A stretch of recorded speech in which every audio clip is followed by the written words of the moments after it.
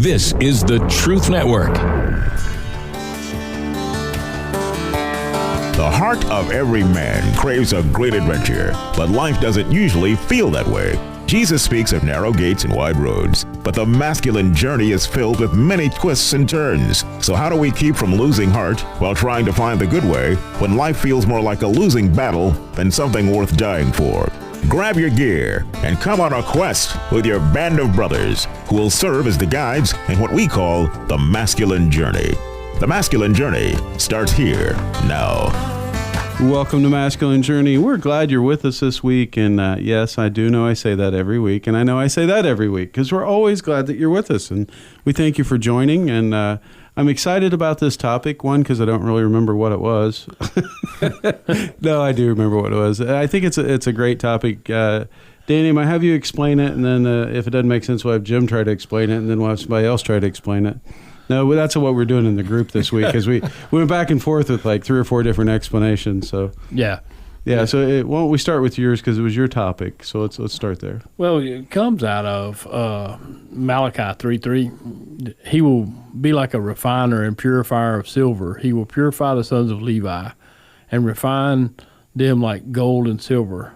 Then they will present offerings to the Lord in righteousness. And yeah, I come across the scripture years ago, and it meant something to me, and it was in one of my daily readings this week, and just kind of spoke to me. And when you think about the refining process and of gold and silver, and as I talked about a little bit in the pre-show, that when a refiner is refining fine metals, he's looking for his reflection as the dross comes and they scoop all that out and get rid of that. And so the imagery there is God refining us, getting all the stuff out that's impure, little by little. And that's kind of where the topic was birthed out. Where has God refined us in those processes? Because we all have something that, he's worked on and brought it to our attention, and that's usually his work and not ours. So that's kind of where that came from. Yeah, and we have work that we have to do in it. Yes. A lot of times, right? But I think another part that's important about refining, when you're refining metal and things, you can't do it without heat. Yeah. Right? So you have to have enough heat to get the impurities to come out. Right? And so if there's a lot of heat going on in your life right now, this may be a chance for God to try to get some impurities out of it. Right? Maybe he's kind of working on trying to get something out of you, and that's his method of doing it. Well, years ago when this came to my attention, I remember praying, Lord, I don't know that I like being in the refiner's fire. Right. And I really don't like being on the potter's wheel.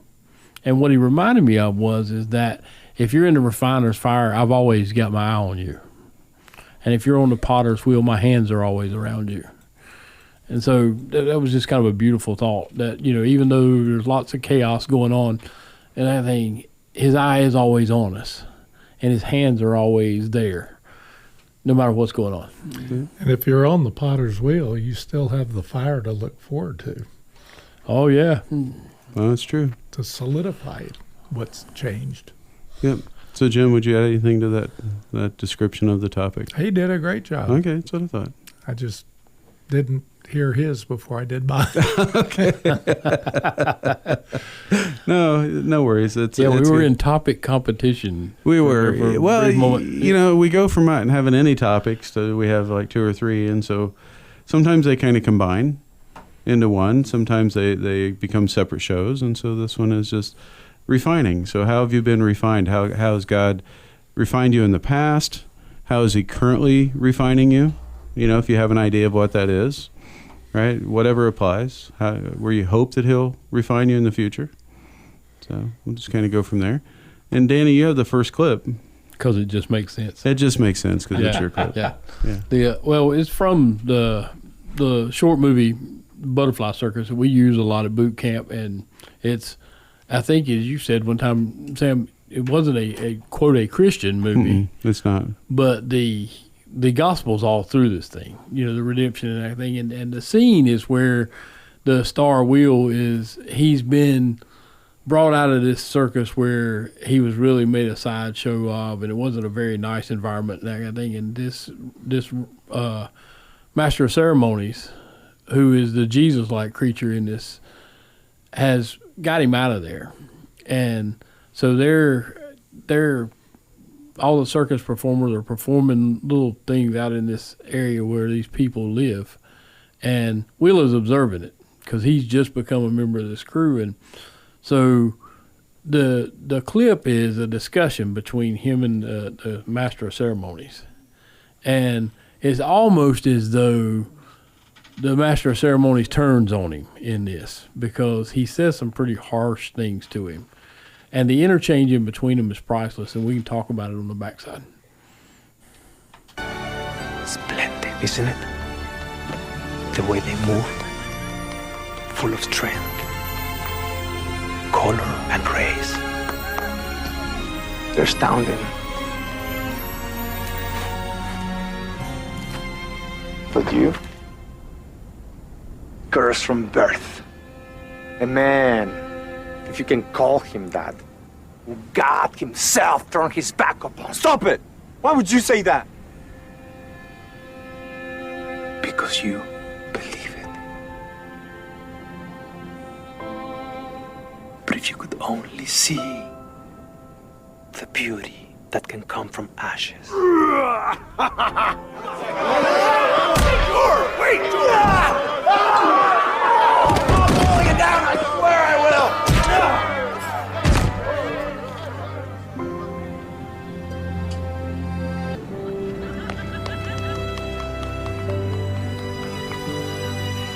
But they're different from me.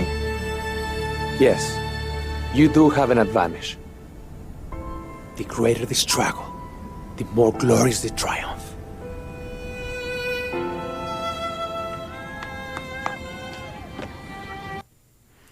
You know, the interchange there, you know, he said, because you believe it. You know, he said some awful things to him. He said, because you believe that. And so often I think when it comes to God refining us is God brings us to that place where we're confronted with the thing that we believe that's a lie.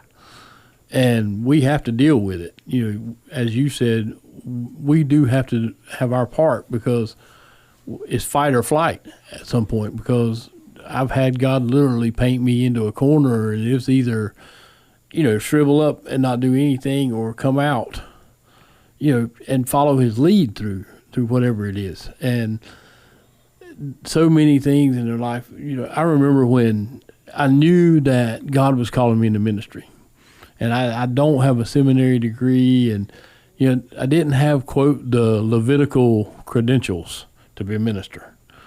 And I can remember going through a process of being ordained in a certain denomination. And when I got to a certain part of it, part of my past was glaring in bold letters, you know, divorce or you know, those kind of things. And so I had already labeled myself as damaged goods. And, you know, God had me and confronted me with that. And I can remember the day and the place where he says, you let me choose what you can and can't do and where you can go and where you can't go. And it's been an amazing process since then, because if I didn't, you know, I would have been like Will. I would have been just kind of on the sidelines and watched things. And I love what the Master of Ceremonies tells him. He says, yeah, you do have an advantage over these folks. And sometimes those who've walked through great pain do have an advantage. And sometimes the deepest pain in my life has been an advantage in certain situations, because I know what's on the other side of it. And the people who haven't been through that don't know what's on the other side. So it becomes an advantage. I don't know whether that makes sense or not. Yeah, I think there's a couple advantages you have there. You have the one, okay, I've been down this road before, right? And so I know that I will get through this. You know, the first time you lose somebody really close to you, right? It's devastating. And not that it's not devastating when it happens again, but you know, okay, there will be a season and I will get through this. I'll never quit missing them, whatever that is, but I will get through this. And I think that there's also, when you have things that happen, you give it something to compare to. Like if you had something really horrible happen, you can always say, well, what I'm going through now is bad, but at least it's not that. You know? Yeah. But if I've never gone through that before, then this is the worst thing I've ever gone through. You know, and so there's power in getting past some of that stuff in lots of different ways. And you get to see God's hand in it when you look at it in the rearview mirror. Totally unrelated. I was thinking about what I was going to talk about. And I was thinking about my best friend when I was in junior high. Well, he was my best friend from as early as I can remember. His name was Steve, and my son is named after him. And between the 9th and 10th grades, he was killed along with 2/3 of his family in an automobile accident. And that was not something I was ready for. But that is part of the story I'll be sharing when I get to my clip, that we were both led by a very great man. And Steve was one of the most, particularly for a teenage boy, is one of the greatest men I've ever known. Yeah. That was, a little over 3 years ago, Mom died. And that was probably the closest, but I'd had grandparents die and everything, but when you get real in close, it's different. And the great thing about that was I was surrounded by you guys, and some of you had lost your mothers, and y'all were so gracious in walking me through that. And I've got a cousin who we've always been pretty close, and his mom had died a few years before that. And surprisingly enough, I don't know where his faith walk is, but he was just very instrumental in walking me through some stuff. And he poured some wisdom into me, and I'm just in awe because, you're used to people quoting ministry, but here's this guy, we used to party and run around together, but he'd been where I was at, and he walked me through several things without even knowing that's what he was doing, I think. So, no, that's good. Danny, when you're talking about, Will's story, and the power of agreements, they seem so minor when you're in and the enemy is really good about taking something that's partially true and making you believe the whole piece, right? Will had some challenges in that, but he got him to believe that he didn't have a purpose, that he didn't have a reason to be here, right? That he was just damaged goods. Well, the enemy does the same thing to us with our own different dialogue, and really taking time to peel that back with God and say, okay, God, what is the deepest truth about me? And the deepest truth about you is you're a child of God. So go to masculinejourney.org to register for the upcoming boot camp, November 21st through 24th. We'll talk with you after the break.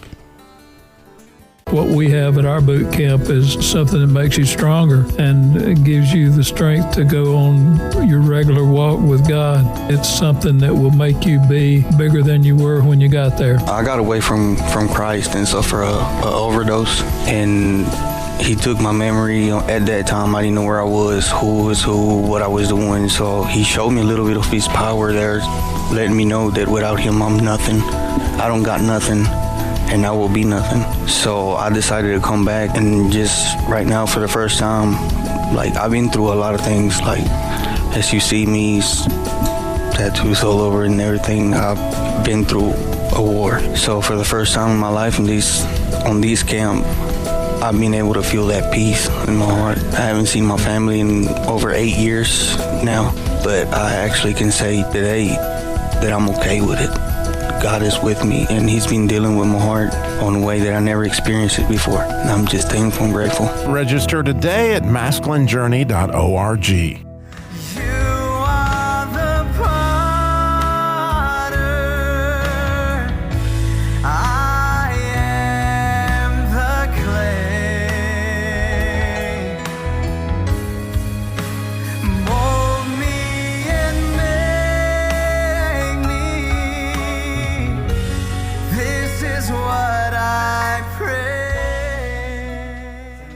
Welcome back to Masculine Journey. I'd love to tell you who sang that, but I forgot to put in my notes who the artist was. I think it's from the song "Change My Heart, Oh God" is where that comes from. And so I looked at several different versions of that, and find that one, and I forgot to write down that person's name. So if you know who that is, I apologize for not remembering, and email me and I'll tell you about it if you want to know, because I'll look it back up. But welcome back. We are talking about the refiner and how he's refined us, or how he's refining us. And so that's been the topic that we're talking about. And to be quite candid, refining process is not usually fun. No. Not usually. It depends what he's refining you from.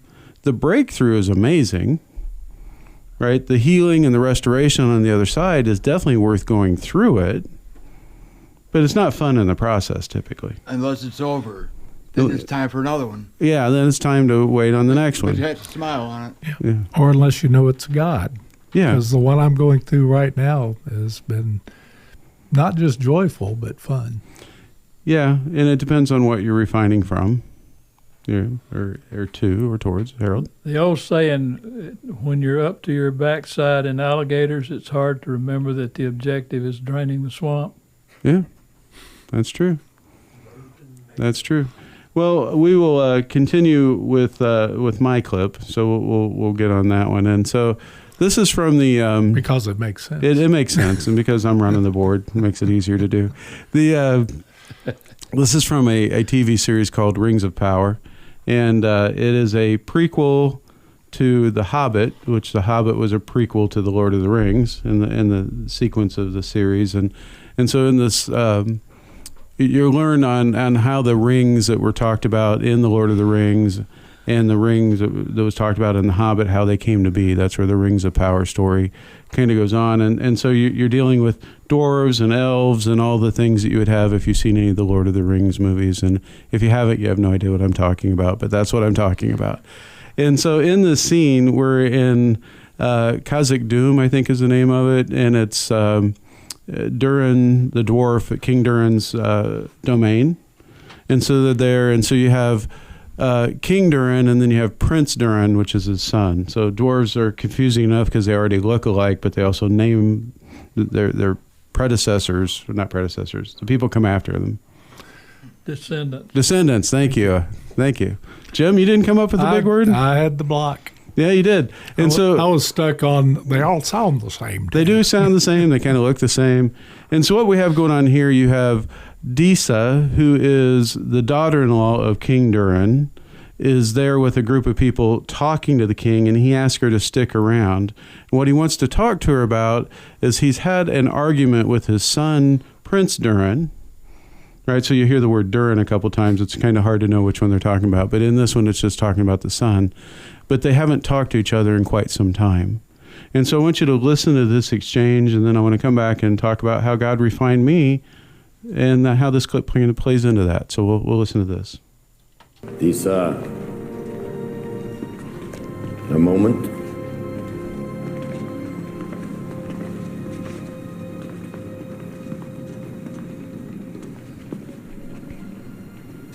Are you really going to make me ask? Do you mean your grandchildren? They're well. They miss tugging your beard, of course, but... You needn't make this harder than it already is. Funny. I keep saying the same thing to him. Surely Durin knows I spoke in anger. If that's an apology I hear, King, try saying it to my husband. Why should it be me who apologizes? It was he who caused offense. I tell you, he is... Stubborn as a root-bound parsnip. One more quality the two of you have in common. What you call stubbornness. Son dwarves call strength. Oh, I imagine it does take strength. To carry a grudge so heavy. To keep your wounded heart so tightly bound it can barely beat. Aye, it does. It truly does.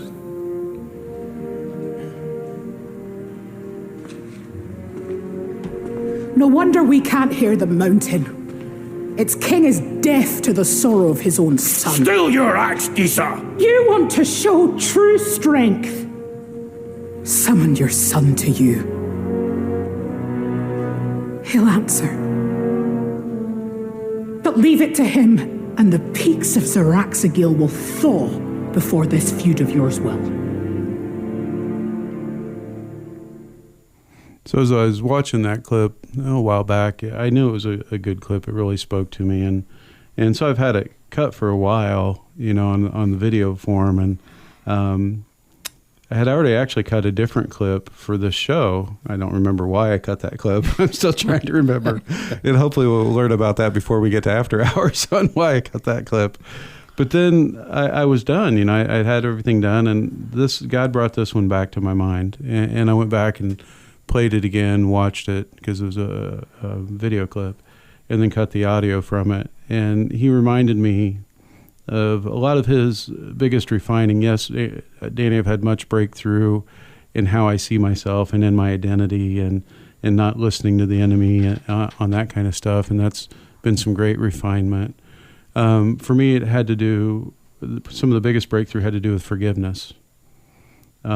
Specifically, and you've heard me talk about it on the show a lot, I had an older sister who was incredibly mean to me.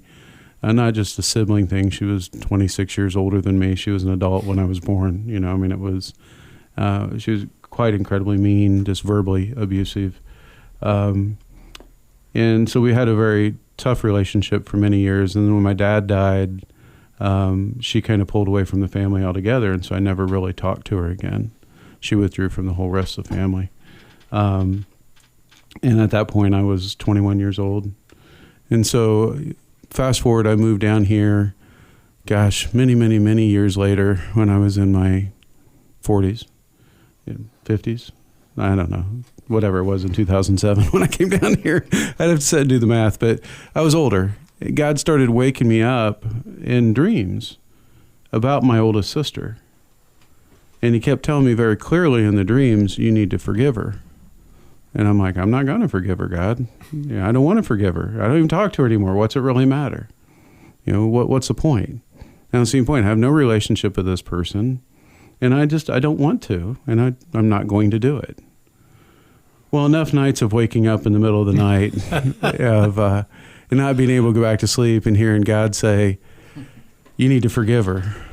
I said, how am I even going to forgive her? I don't even know how to get a hold of her. I don't know where she lives. It's been at this point, probably 30 years, 20 years since I talked to her anyway. I have no idea. And I don't know who to be safe to talk to her because she had some mental issues as well. She wasn't going to hurt me, but I don't know if there's any point in it. And God just listened to every excuse. And he said, forgive her. And I said, well, how am I going to do that? He's like, well, you can pray. Well, I'm already talking to you. That seems counterintuitive. I didn't say that to him because I wanted to sleep again eventually.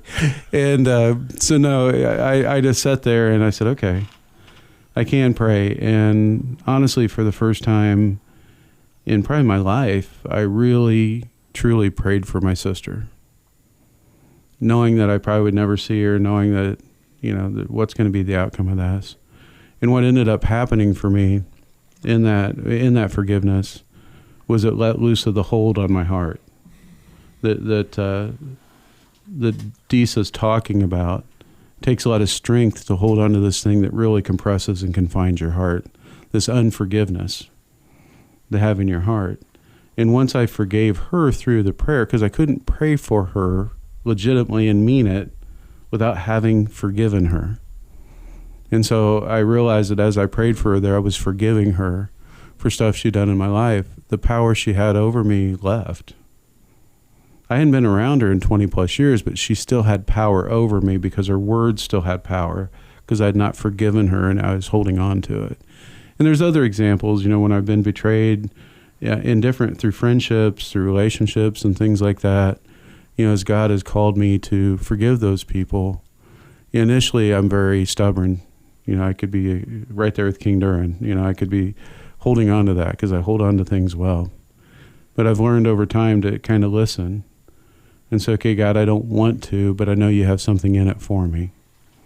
And I could sit and argue and say, well, do I have to, I'm right here. Well, you can be right and be in bondage. And that's what it is. And so I've really learned over the years that as he's called me, hey, it's time to forgive. I don't hold on to things as long. Things I've held on for years are gone. I don't have any of those that I really know of. And the things that happen now have a short shelf life. I may get angry and then it passes, but my heart is the thing that's been freed up. My sweetheart has a saying that reflects that relationship with us. You can be happy or you can be right. Mm-hmm. And for somebody like me that puts a lot of emphasis on being right, with 40 plus years of being in computer programming and systems analysis, I had a focus like a laser beam on being right. And so oftentimes when you can't make something right, you're going to be unhappy. Mm-hmm. One thing I would like to add is if you're like me and you love the Lord of the Rings and the Hobbit and so forth, if you like to read the books. Mm-hmm. The movies are great. I love them. But I'm telling you what, if you like to read, Tolkien has a way with words that's just unbelievable. I've often expressed it that when he had me walking through the meadow, I could smell those flowers. Mm-hmm. He's got a beautiful ability with words. So if you like to read, get the book.